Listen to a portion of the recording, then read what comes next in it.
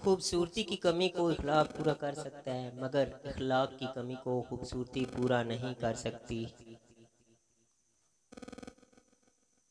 मैं जैसे जैसे लोगों से मिलता गया, मेरा ईमान पुख्ता होता चला गया कि इखलाक भी एक रिज़्क है जो किस्मत वालों को मिलता है।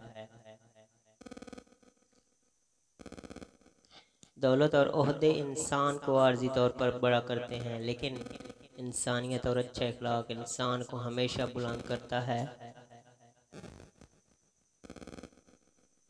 अच्छे इखलाक और अच्छे किरदार के बगैर आपकी तालीम आपके दिमाग पर बोझ के अलावा कुछ नहीं चाहिए, वो तालीम दीन की हो या दुनिया की।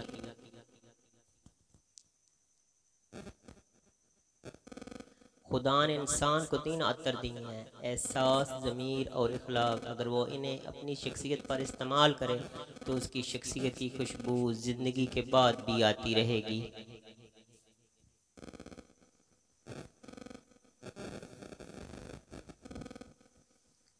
दिलों पर राज तो इंसानियत और अच्छे इखलाक से ही किया जा सकता है। आपके पास अगरचे नहीं तो ग़ुलाम हैं आप।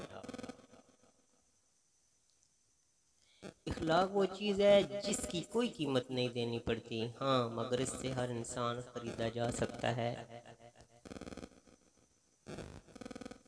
Thanks for watching.